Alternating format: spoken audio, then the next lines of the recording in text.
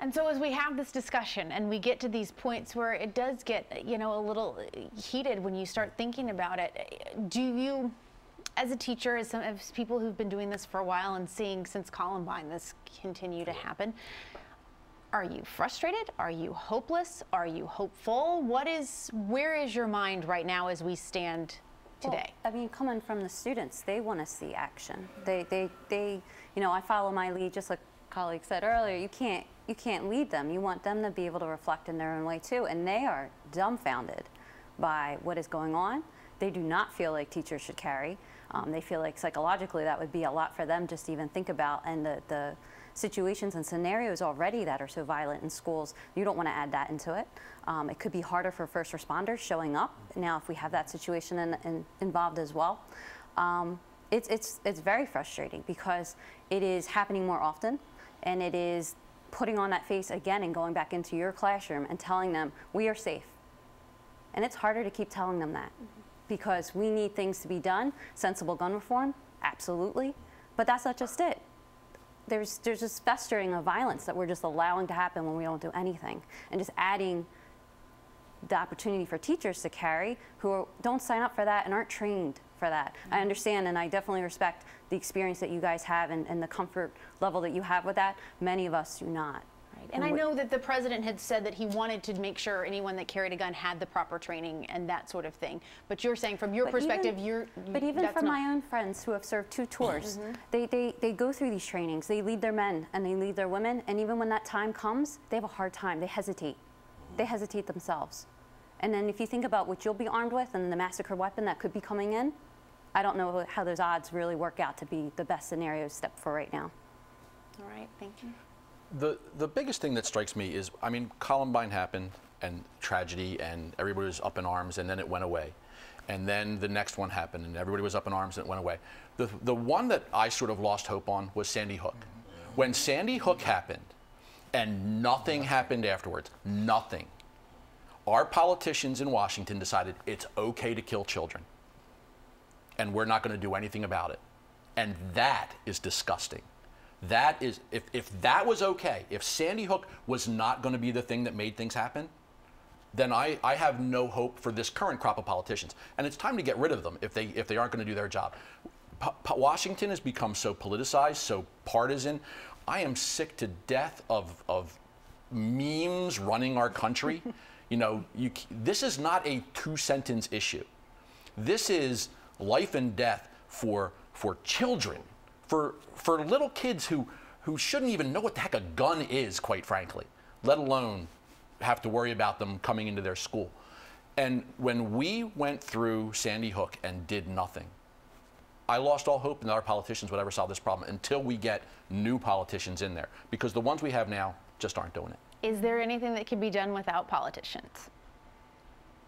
Is there any solution? Or do you think it has to involve them because they're connected to money and funding and that sort of thing? They're the ones that write the laws. And write the laws, right? Laws need to be changed. If you want to make the change, they have to do it. There is, of course, the family. I mean, families have to, the family structure anymore is very difficult.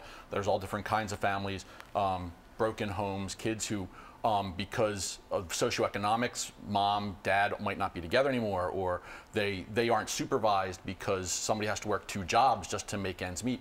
I mean, we can go into the whole socioeconomic background of why a lot of these things happen, and you know, go back to the whole happy times of the 50s, you know, but that was back when you could raise a family on 1 income and one of the parents could be home to interact with the children and deal with the children, but that's not a reality of the United States anymore, with income inequality that being what it is. So I mean, we can, again, this is not a meme issue. This is broad ranging. It's laws, it's family, it's everything. Yeah.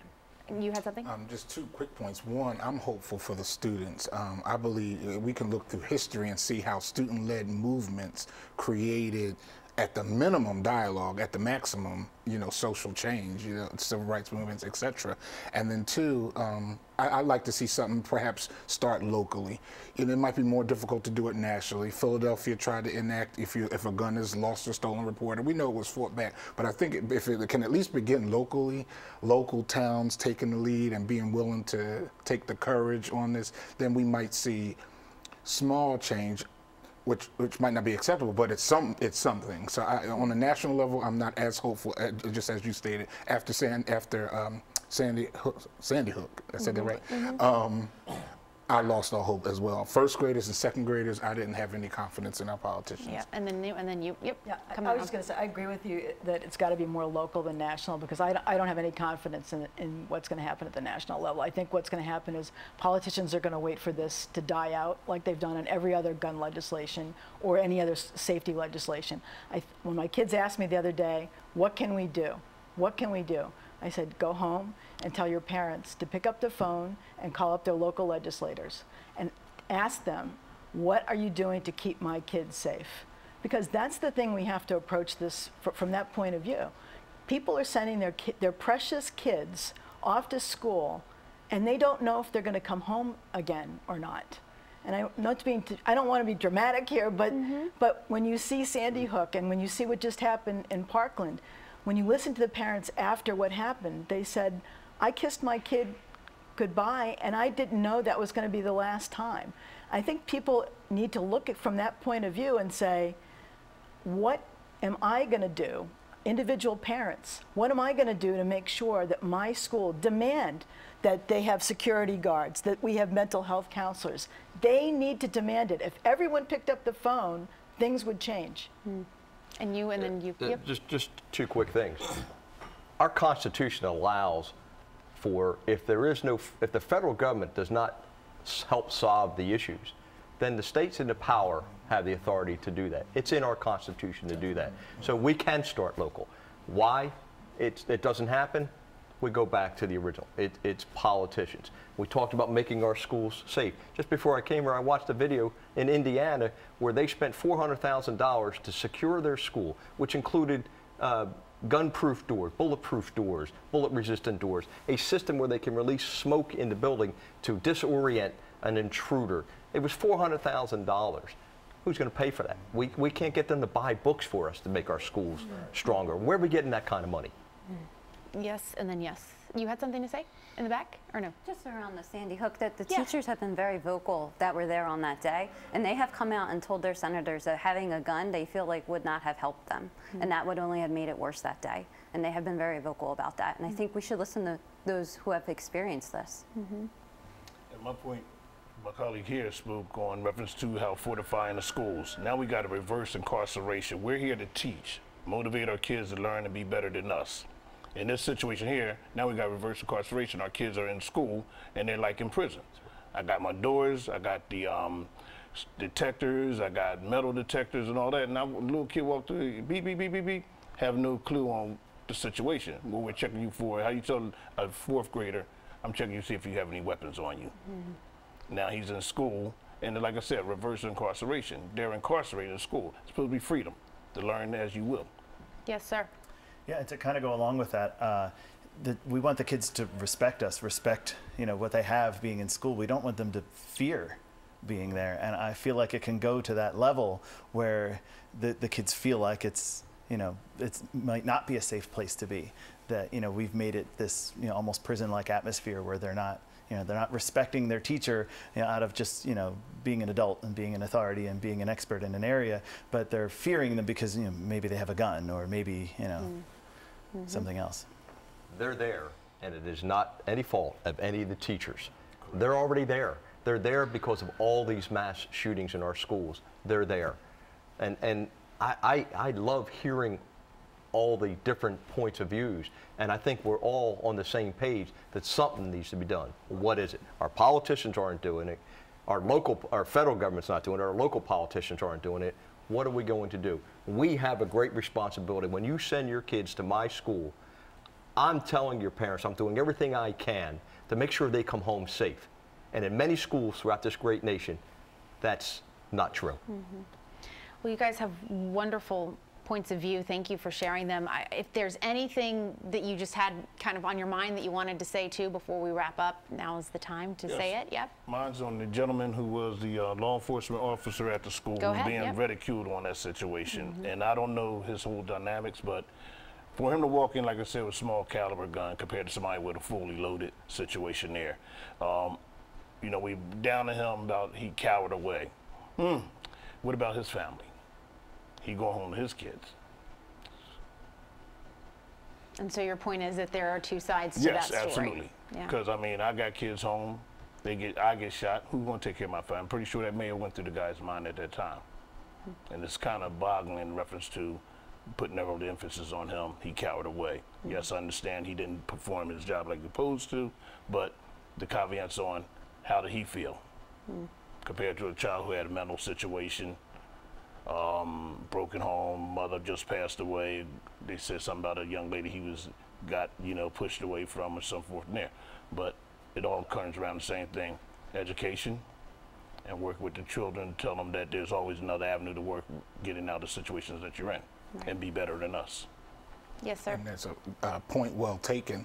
And so if a law enforcement officer hesitated and didn't go in, and he's specially trained in that, the idea of arming teachers, we went to school to become teachers.